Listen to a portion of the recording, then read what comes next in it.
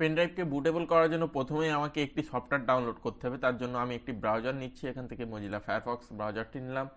Search বারে লিখব refuse RUFUS.I লিখে যদি সার্চ করি যে ওয়েবসাইটটি আসবে, দেখেন যে রিফিউজ, এই ওয়েবসাইটে স্ক্রল করে নিচের দিকে আসলে দেখেন ডাউনলোড, এখানে লেটেস্ট ভার্সনটা আপনি পেয়ে যাবেন। এটা 1.3 MB মাত্র। জাস্ট এখানে যদি একটা ক্লিক দেন সেই ক্ষেত্রে কিন্তু সফটওয়্যারটি ডাউনলোড হতে শুরু করবে। এটা ছোট্ট একটি সফটওয়্যার, ডাউনলোড হতে কয়েক সেকেন্ড লাগতে পারে। তারপরে ফাইল ম্যানেজার থেকে এটা ওপেন করবেন। ওপেন করে যদি এখানে ডাবল ক্লিক করেন অথবা এন্টার প্রেস করেন কিবোর্ড থেকে, এটা কিন্তু ইনস্টল হয়ে যাবে। তারপরে আমাদের যে কাজটি করতে হবে, ইনস্টল আমি আগে থেকেই করে রেখেছি। তারপরে আমাকে উইন্ডোজটি ডাউনলোড করতে হবে। উইন্ডোজের আইএসও ফাইলটাই কিন্তু আমাদের মূলত ডাউনলোড করতে হবে।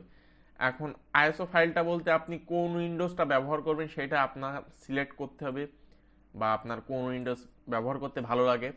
আমি এখান থেকে উইন্ডোজ 7 আলটিমেটটা চুজ করেছি। আপনারা চাইলে অন্যান্য উইন্ডোজও চুজ করতে পারেন। উইন্ডোজ 8 আছে, 10 আছে, এক্সপি আছে, 11 আছে। 11 তো এখন লেটেস্ট ভার্সন।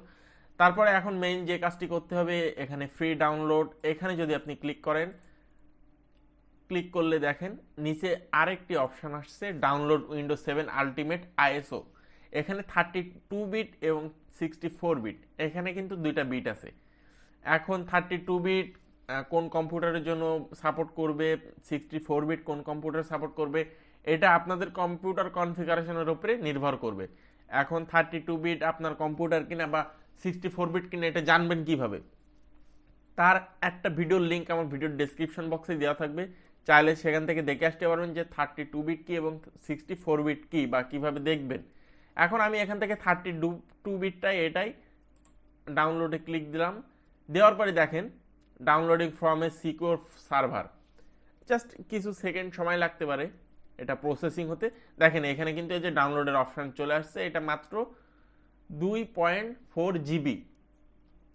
আর 64 বিট যেটা আছে ওইটা একটু বেশি, 3 GB মতো। এখন এটা ডাউনলোড হতে বেশ অনেকটাই সময় নেবে, সেই কারণে আমি আগে থেকে ডাউনলোড করে রেখেছি। আমি এখান থেকে পিসির ভিতরে গেলাম, যাওয়ার পরে সফটওয়্যার, দেখেন এখানে কিন্তু আমি যে উইন্ডোজ 7 আলটিমেট এটা কিন্তু ডাউনলোড করে রেখেছি আগে থেকেই, এবং রিফিউজ সফটওয়্যারটাও ডাউনলোড করে রেখেছি। আমি এখান থেকে যদি রিফিউজটা ওপেন করি, রিফিউজটা কিন্তু এখান থেকে ওপেন হয়ে গেল। এবার যে কাজটি আমাকে করতে হবে, আমাকে কম্পিউটার পেন ড্রাইভটা লাগাতে হবে। এখন দেখেন এখানে রিফিউজের যে ডিভাইস, এখানে কিন্তু কোনো ডিভাইস দেখাচ্ছে না। এখানে যদি ক্লিক করেন কোনো ডিভাইস কিন্তু দেখাচ্ছে না। আমি এটা মাইনাস করে পিসির ভিতরে যাই, দেখেন এখানেও কিন্তু পেন ড্রাইভের কোনো ডিভাইস দেখাচ্ছে না, তার কারণে ওইখানে ডিভাইস দেখাচ্ছে না। এখন যদি আমি কম্পিউটারে পেন ড্রাইভটা লাগাই, সেক্ষেত্রে দেখেন এখানে কিন্তু পেন ড্রাইভের ডিভাইসটা চলে আসলো। এখন প্রথমে আমাদের যে কাজটি করা উচিত, আমি এখান থেকে পেন ড্রাইভটা ফরম্যাট করে দিব।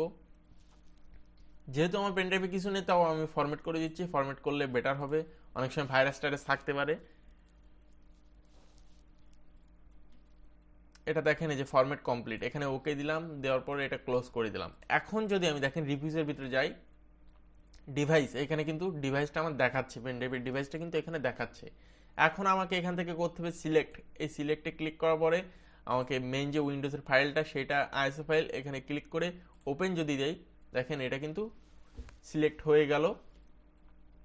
এখন এখান থেকে স্টার্ট, আর কোনো কিছু করার দরকার নেই। এই যে ওয়ার্নিংটা আসলো, এখান থেকে ওকে দিয়ে দিবেন। এখানে যে পার্টিশন, এগুলো আপনারা দেখে নেবেন, আসলে কোনো সমস্যা নেই। ওকে দেওয়ার পরে জাস্ট 1 মিনিট মতো সময় লাগতে পারে, একটু ওয়েট করবেন। আরেকটা কথা বলে রাখি যে উইন্ডোজের আপনার শুধু উইন্ডোজ 7 না, উইন্ডোজ 8, 10, এক্সপি, এই মূলত 4টা উইন্ডোজের লিঙ্ক ভিডিওর ডেসক্রিপশন বক্সে দেওয়া থাকবে, আপনারা অবশ্যই চেক করবেন। সেখান থেকে আপনারা যে যে উইন্ডোজটা পছন্দ হয় সেটা ডাউনলোড করে, আইএসও ফাইলটা ডাউনলোড করে রিফিউজের মাধ্যমে মনে করেন বুটেবল করবেন। 97.98, 98 প্রায় শেষের পথে, আর অল্প কিছু সময় লাগতে পারে, কিছু সেকেন্ড। এখন দেখেন রেডি, এখানে কিন্তু এই যে নীলের ভিতরে রেডি কিন্তু হয়ে গিয়েছে। এখন কিন্তু আমরা যে ভুলটা অনেকে করে থাকি, এখান থেকে স্টার্ট দিয়ে দিই। এই জিনিসটা কিন্তু কেউ করবেন না। এখান থেকে স্টার্ট দিবেন না, এখান থেকে ক্লোজ করে দিবেন। দেওয়ার পরে যদি পিসির ভিতরে যাই, পিসির ভিতরে যাওয়ার পরে দেখেন এই যে পেন ড্রাইভটা ওপেন করলে এটা কিন্তু এই যে সফটওয়্যার কিন্তু চলে আসছে, উইন্ডোজের কিন্তু বুটেবল সফটওয়্যারটা কিন্তু চলে আসছে। এখন বুটেবলটা আপনারা ইনস্টল করবেন কিভাবে? ইনস্টল করার জন্য মেইনলি আপনাকে যে কাজটি করতে হবে, এখন পিসিটা রিস্টার্ট দিতে হবে।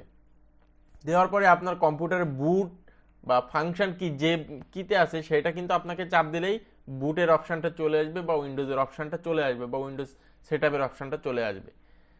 এখন আমি এই ভিডিওতে উইন্ডোজ কীভাবে সেট আপ করবেন সেটা দেখাচ্ছি না। কমেন্ট বক্সে আপনারা জানাবেন যদি আপনাদের প্রয়োজন হয় যে না উইন্ডোজ সেট আপ করাটা দেখানো বা আপনাদের জানা প্রয়োজন, সেক্ষেত্রে কমেন্ট বক্সে জানালে আমি অবশ্যই একটা ভিডিও করে দিব যে কীভাবে উইন্ডোজ সেট আপ করতে হয়।